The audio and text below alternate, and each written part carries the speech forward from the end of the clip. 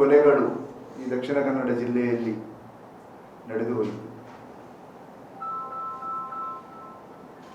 ದಕ್ಷಿಣ ಕನ್ನಡ ಜಿಲ್ಲೆಯಲ್ಲಿ ಒಂದು ಪ್ರಕ್ಷುಬ್ಧವಾದಂತಹ ವಾತಾವರಣ ಇಲ್ಲಿ ನಿರ್ಮಾಣವಾಗಿದೆ.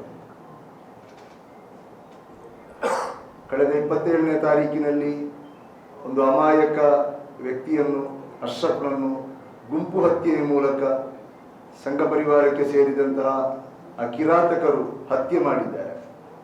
ಆ ಬಳಿಕ ರೌಡಿ ಶೀಟರ್ ಸುಹಾಸ್ ಶೆಟ್ಟಿಯ ಹಲವಾರು ಕೊಲೆ ಪ್ರಕರಣಗಳಲ್ಲಿ ಭಾಗಿಯಾಗಿರ್ತಕ್ಕಂತಹ ಫಾಜಿಲ್ ಇರ್ಬೋದು, ಕೀರ್ತಿ ಇರ್ಬೋದು, ಬೇರೆ ಬೇರೆ ರೀತಿ ಅವರ ಕೊಲೆ ಪ್ರಕರಣ ಸೇರಿದಂತೆ ಬೇರೆ ಬೇರೆ ಕ್ರಿಮಿನಲ್ ಚಟುವಟಿಕೆಯಲ್ಲಿ ಭಾಗಿಯಾದಂತಹ ಸುಹಾಸ್ ಶೆಟ್ಟಿಯ ಕೊಲೆ ನಡೆಯಿತು.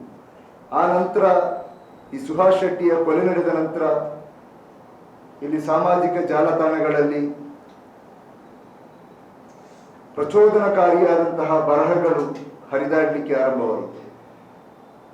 ಅದರೊಂದಿಗೆ ಬಿಜೆಪಿ, ಬಜರಂಗ ದಳಕ್ಕೆ ಸೇರಿದಂತಹ ಕೆಲವು ದ್ವೇಷ ಭಾಷಣಗಾರರು ಭಾಷಣ ಮಾಡುವಂಥ ಸಂದರ್ಭದಲ್ಲಿ, ಮಾಧ್ಯಮದ ಮುಂದೆ ಹೇಳಿಕೆ ಕೊಡುವಂಥ ಸಂದರ್ಭದಲ್ಲಿ ಅಥವಾ ಅವರ ಸಾಮಾಜಿಕ ಜಾಲತಾಣಗಳಲ್ಲಿ, ಅವರ ಪೇಜ್ಗಳಲ್ಲಿ ಅವರು ಪ್ರತಿಕ್ರಿಯೆ ನೀಡುವಂತಹ ಸಂದರ್ಭದಲ್ಲಿಯೂ ಕೂಡ ಮುಸ್ಲಿಂ ಸಮುದಾಯವನ್ನು ಗುರಿಪಡಿಸಿಕೊಂಡು ಅತ್ಯಂತ ಪ್ರಚೋದನಕಾರಿಯಾಗಿ ಬಹಿರಂಗವಾಗಿ ಹೇಳಿಕೆಗಳನ್ನು ಕೊಡಲಿಕ್ಕೆ ಆರಂಭ ಮಾಡಿದ್ದಾರೆ.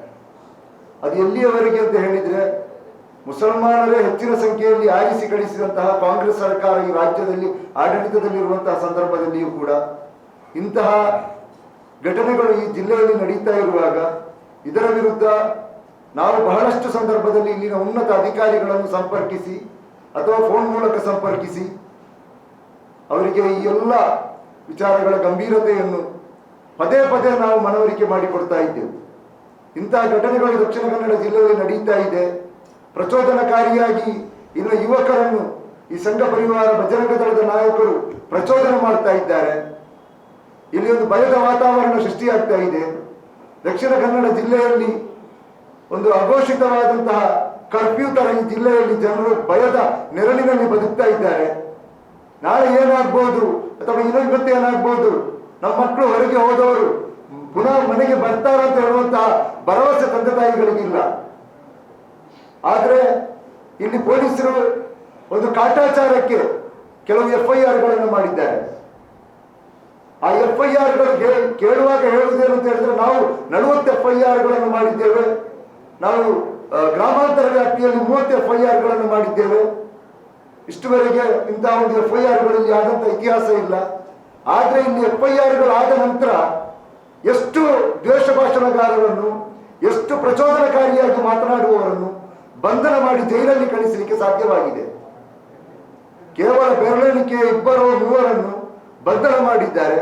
ದಿವಸಗಳ ಒಳಗೆ ಅವರು ಬೇಲ್ ತಗೊಂಡು ಹೊರಗೆ ಬಂದಿದ್ದಾರೆ ಮತ್ತು ಕೂಡ ರಾಜಾರೋಷವಾಗಿ ಕೆಲಸವನ್ನು ಮಾಡ್ತಾ ಇದ್ದಾರೆ.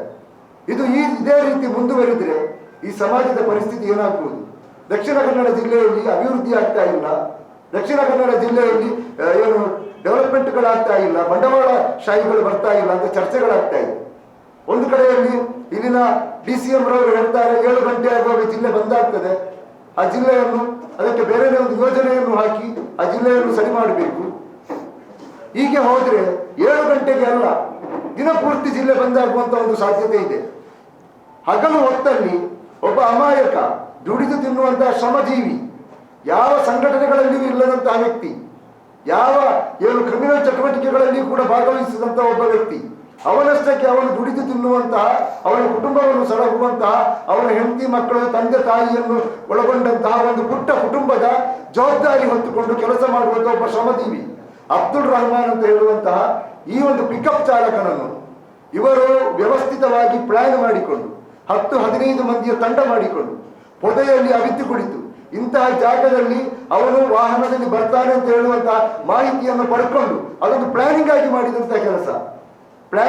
ಮಾಡಿದಂತಹ ಕೆಲಸ ಅಲ್ಲಿ ಹಿಂಬದಿಯಿಂದ ಹೋಗಿ ಕೊಚ್ಚಿಕೊಂಡು ಕೊಲೆ ಮಾಡ್ತಾನೆ. ಭೀಕರವಾಗಿ ಒಬ್ಬ ಮನುಷ್ಯನನ್ನು ಕೊಲ್ಲುವುದರಲ್ಲಿ ಅತ್ಯಂತ ಭೀಕರವಾಗಿ ಕೊಚ್ಚಿ ಆ ವ್ಯಕ್ತಿಯನ್ನು ಕೊಲೆ ಮಾಡ್ತಾರೆ. ಒಟ್ಟಿಗೆ ಇನ್ನೊಬ್ಬ ಕಲಂದರ್ ಶಾಫಿ ಅಂತ ಹೇಳುವಂಥ ವಾಹನದಲ್ಲಿ ಇದ್ದವನನ್ನು ಕೂಡ ಅದೇ ರೀತಿಯಾಗಿ ಬಡಿತಾರೆ, ತಳುವಾರಲ್ಲಿ ಹೊಡಿತಾರೆ. ಆದರೆ ಆ ವ್ಯಕ್ತಿ ಏನೋ ಜೀವಬಲಯದಿಂದ ಆಯುಷ್ಯ ಗಟ್ಟಿ ಇದ್ದ ಕಾರಣ ತಪ್ಪಿಸಿಕೊಂಡು ಎಲ್ಲೋ ಹೋಗಿ ಪೊದೆಯಲ್ಲಿ ಕೂತ್ಕೊಳ್ತಾರೆ. ಆದರೂ ತುಂಬ ಹೊತ್ತು ಈ ಕಿರಾತಕರಿದ್ದಾರೆ, ಈ ಕೊಲೆಗಡುಕರಿದ್ದಾರೆ, ಈ ಸಂಘ ಪರಿವಾರ ಬಜರಂಗ ದಳದ ಕಾರ್ಯಕರ್ತರಿದ್ದಾರೆ, ತುಂಬ ಹೊತ್ತು ಅಲ್ಲಿ ಎಲ್ಲ ಅವರನ್ನು ಹುಡುಕಾಡಿದ್ದಾರೆ. ಎಲ್ಲಿಯೂ ಸಿಗದ ಕಾರಣ ಮತ್ತೆ ಅವರು ವಾಪಸ್ ಹೋದ್ದು. ಒಂದು ವೇಳೆ ಆತ ಸಿಗ್ತಾ ಇದ್ರೆ ಅಲ್ಲಿ 2 ಹೆಣಗಳು ಬೀಳ್ತಾ ಇತ್ತು. ಈ ಕಲಂದರ್ ಶಾಫಿ ಕೂಡ ಇವತ್ತು ಗಂಭೀರ ಗಾಯಗೊಂಡು ಆಸ್ಪತ್ರೆಯ ತುರ್ತು ಚಿಕಿತ್ಸಾ ವಿಭಾಗದಲ್ಲಿ ಜೀವನ್ಮರಣ ಹೋರಾಟ ಮಾಡ್ತಾ ಇದ್ದಾರೆ. ಅಂದ್ರೆ ಈ ದಕ್ಷಿಣ ಕನ್ನಡ ಜಿಲ್ಲೆ ಇದು ಎಲ್ಲಿಗೆ ಹೋಗ್ತಾ ಇದೆ? ಇಲ್ಲಿ ಪ್ರಚೋದನಕಾರಿಯಾದಂತಹ ಸ್ಟೇಟಸ್ಗಳನ್ನು ಘೋಷಣೆಗಳನ್ನು ಮಾಡ್ತಾ ಇದ್ದಾರೆ. ಅವರಿಗೆ ಯಾವ ಸಂಘಟನೆಯಲ್ಲಿ ಯಾವ ಪಕ್ಷದಲ್ಲಿಯೂ ಗುರುತಿಸಿಕೊಳ್ಳದಂತಹ ಒಬ್ಬ ಅಮಾಯಕನನ್ನು ಅವರು ಕೊಲ್ತಾರೆ ಅಂತ ಹೇಳಿದರೆ ಇಲ್ಲಿ ಜನಸಾಮಾನ್ಯರ ಪರಿಸ್ಥಿತಿ ಏನು ದಕ್ಷಿಣ ಕನ್ನಡ ಜಿಲ್ಲೆಯಲ್ಲಿ? ಅಂದರೆ ಇವರಿಗೆ ಬೇಕಾದದ್ದು ಒಬ್ಬ ಮುಸಲ್ಮಾನನನ್ನು ಇವರಿಗೆ ಕೊಲ್ಲಬೇಕು. ಅಂದರೆ ಇಲ್ಲಿ ಮುಸಲ್ಮಾನರಿಗೆ, ಅಲ್ಪಸಂಖ್ಯಾತರಿಗೆ ಇಲ್ಲಿ ರಕ್ಷಣೆ ಇಲ್ಲ ಅಂತ ಹೇಳುವಂಥದ್ದು ಮತ್ತು ಸಾಬೀತಾಗ್ತಾ ಇದೆ. ಇಲ್ಲಿ ಏನಾದರೂ ಕೊಲೆಗಳಾಗುವಾಗ, ಏನಾದರೂ ಘಟನೆ ಆಗುವಾಗ ಹೋಮ್ ಮಿನಿಸ್ಟ್ರು ಬರ್ತಾರೆ, ಒಂದು ಸ್ಟೇಟ್ಮೆಂಟ್ ಕೊಡ್ತಾರೆ, ಕಮಿಷನರ್ ಆಫೀಸಲ್ಲಿ ಒಂದು ಮೀಟಿಂಗ್ ಮಾಡ್ತಾರೆ, ಪತ್ರಿಕಾಗೋಷ್ಠಿ ಕರೀತಾರೆ, ನಾವು ಅದು ಮಾಡ್ತೇವೆ ಇದು ಮಾಡ್ತೇವೆ ಅಂತ ಹೇಳ್ತಾರೆ. ಆ್ಯಂಟಿ ಕಮ್ಯುನಲ್ ವಿಂಗ್ ಅಂತ ಹೇಳಿದರು, ಆ್ಯಂಟಿ ಕಮ್ಯುನಲ್ ಫೋರ್ಸ್ ಅಂತ ಹೇಳಿದರು. ಎಲ್ಲಿದೆ ಆ್ಯಂಟಿ ಕಮ್ಯುನಲ್ ವಿಂಗ್? ಎಲ್ಲಿದೆ ಆ್ಯಂಟಿ ಕಮ್ಯುನಲ್ ಫೋರ್ಸ್? ಒಂದೊಂದು ಹೆಣ ಬೀಳುವಾಗ ಇವರಿಗೆ ದಕ್ಷಿಣ ಕನ್ನಡ ಜಿಲ್ಲೆಯಲ್ಲಿ ಬಂದು ಈ ರೀತಿಯಾಗಿ ಸ್ಟೇಟ್ಮೆಂಟ್ ಕೊಟ್ಟು ಹೋಗುವಂಥ ಇಂತಹ ಗೃಹ ಸಚಿವರು. ಅದೇ ರೀತಿ ಇಲ್ಲಿ ಇವತ್ತು ಏನಾಗಿದೆ, ಇದು ಈ ಸರ್ಕಾರದ ಸಂಪೂರ್ಣವಾದಂಥ ವೈಫಲ್ಯ. ಇಷ್ಟು ಒಂದು ಪ್ರೀ ಪ್ಲ್ಯಾಂಡ್ ಆಗಿ ಒಬ್ಬ ಅಬ್ದುಲ್ ರಹೀಮ್ ಅನ್ನುವಂತಹ ಒಬ್ಬ ಅಮಾಯಕ ಮುಗ್ಧ ವ್ಯಕ್ತಿ ಯಾವುದೇ ಸಂಘಟನೆಗಳಲ್ಲಿ, ಯಾವುದೇ ಸಂಘ ಸಂಸ್ಥೆಗಳಲ್ಲಿ ಅಥವಾ ಯಾವುದೇ ಒಂದು ರಾಜಕೀಯ ಪಕ್ಷದಲ್ಲಿ ತೊಡಗಿಸಿಕೊಳ್ಳದೇನೆ ತಾನು ತನ್ನ ಸಮಾಜ ಸೇವೆ, ತಮ್ಮ ಸಮಾಜ, ಅಲ್ಲಿ ಸಮಾಜ ಅಂತ ಹೇಳುವಾಗ ಒಂದು ಧರ್ಮ ಮಾತ್ರ ಅಲ್ಲ, ಆ ಪ್ರದೇಶದಲ್ಲಿ ಹೋಗಿ ಮುಸಲ್ಮಾನರಿಗಿಂತ ಜಾಸ್ತಿ ಮುಸ್ಲಿಮೇತರರು ಅಥವಾ ಹಿಂದೂಗಳು ವಾಸಿಸುವಂಥ ಆ ಪ್ರದೇಶದಲ್ಲಿ ಎಲ್ರಿಗೂ ಇಷ್ಟಪಡುವಂತಹ ಒಬ್ಬ ವ್ಯಕ್ತಿಯಾಗಿದ್ದ, ಎಲ್ಲರೂ ಒಪ್ಪಿಕೊಳ್ಳುವಂತಹ ಒಬ್ಬ ವ್ಯಕ್ತಿತ್ವ ಆಗಿತ್ತು ಅವನದು. ಎಲ್ಲರಿಗೂ ಸ್ಪಂದಿಸುವಂಥ ಒಂದು ಮನಸ್ಥಿತಿಯ ಒಬ್ಬ ವ್ಯಕ್ತಿಯಾಗಿದ್ದಂತಹ ವ್ಯಕ್ತಿಯನ್ನು ಮರಳಬೇಕು ಅನ್ನುವಂತಹ ನೆಪವನ್ನೊಡ್ಡಿ ಅವರನ್ನು ಕರೆಸಿಕೊಂಡು ಹೀನಾಯ ರೀತಿಯಲ್ಲಿ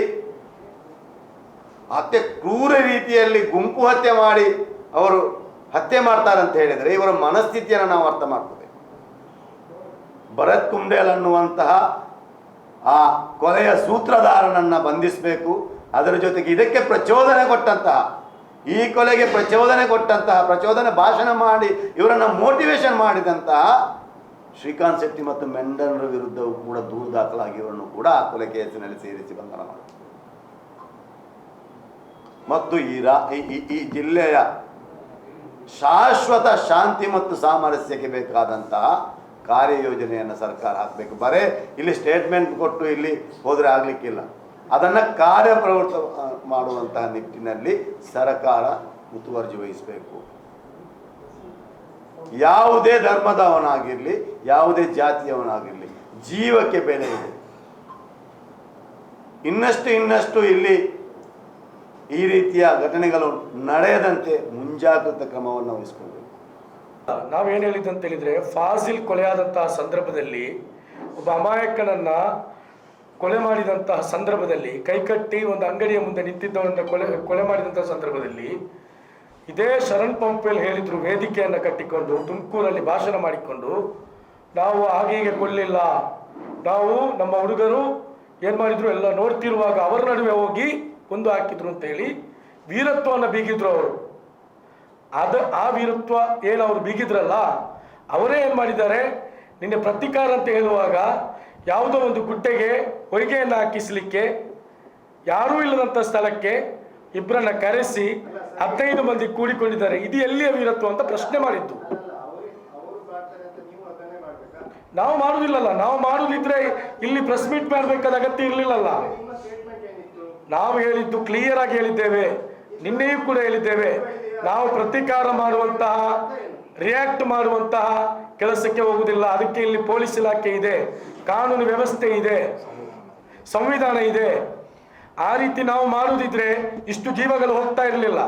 ನಾವು ನೀವು ನಮ್ಮ ಅಂತ್ಯ ಸಂಸ್ಕಾರವನ್ನು ಮಾಡುವವರೆಗೆ ಈ ಸಮುದಾಯ ಅಥವಾ ಈ SDPI ಎಷ್ಟು ಸಂಯಮದಿಂದ, ಮೊನ್ನೆ ಅಶ್ರಫ್ ಕೊಲೆ ಆಗಿ ಈವರೆಗೆ ಎಷ್ಟು ಸಂಯಮದಿಂದ ಇದೆ, ಎಷ್ಟು ಪೊಲೀಸ್ ಇಲಾಖೆಯೊಂದಿಗೆ ಮಾತುಕತೆ ನಡೆಸ್ತಾ ಇದೆ, ಶಾಂತಿ ಸೌಹಾರ್ದತೆ ಕುರಿತು ಎಷ್ಟು ಮಾತನಾಡ್ತಾ ಇದೆ ಅಂತ ಹೇಳಿ ನಿಮಗೆ ಗೊತ್ತಿದೆ. ಈ ಹಿಂದಿನ ಪ್ರೆಸ್ ಮೀಟಲ್ಲೂ ನಾವು ಹೇಳಿದ್ದೇವೆ, ಕಳೆದ ಪ್ರತಿಭಟನೆಯಲ್ಲೂ ಹೇಳಿದ್ದೇವೆ, ನಿನ್ನೆಯೂ ಕೂಡ ಹೇಳಿದ್ದೇವೆ, ಕೊಲೆ ನಡೆದಂತಹ ದಿನ ರಾತ್ರಿಯೂ ಕೂಡ ಹೇಳಿದ್ದೇವೆ. ಪೊಲೀಸ್ ಇಲಾಖೆಯೊಂದಿಗೆ ಸರ್ಕಾರದೊಂದಿಗೆ ಸ್ಪಂದಿಸಿಕೊಂಡು ಹೋಗ್ತಾ ಇದ್ದೇವೆ ನಾವು. ಅದನ್ನ ನಮ್ಮ ಏನು ಇದಾಗಿ ಅವರು ತೆಗೆದುಕೊಳ್ತಾ ಇದ್ದಾರೆ. ಅಲ್ಲ, ಮುಸ್ಲಿಂ ಸಮುದಾಯದ ಇವರಿಗೆ ವೀಕ್ನೆಸ್ ಆಗಿ ತಗೊಳ್ಬಾರ್ದು, ಅದನ್ನು ಮುಸ್ಲಿಂ ಸಮುದಾಯದ ದೌರ್ಬಲ್ಯವಾಗಿ ತಗೊಳ್ಬಾರ್ದು. ಮುಸ್ಲಿಂ ಸಮುದಾಯ ಸಂವಿಧಾನಕ್ಕೆ ಬೆಲೆ ಕೊಡ್ತಾ ಇದೆ, ಆ ಕಾರಣಕ್ಕಾಗಿ ಕಾನೂನು ವ್ಯವಸ್ಥೆಗೆ ಬೆಲೆ ಕೊಡ್ತಾ ಇದೆ, ಆ ಕಾರಣಕ್ಕಾಗಿ ಇವರಿಗೆ ನಾವು ಪ್ರತಿಕ್ರಿಯೆ ನೀಡ್ತಾ ಇಲ್ಲ ಅಷ್ಟೇ.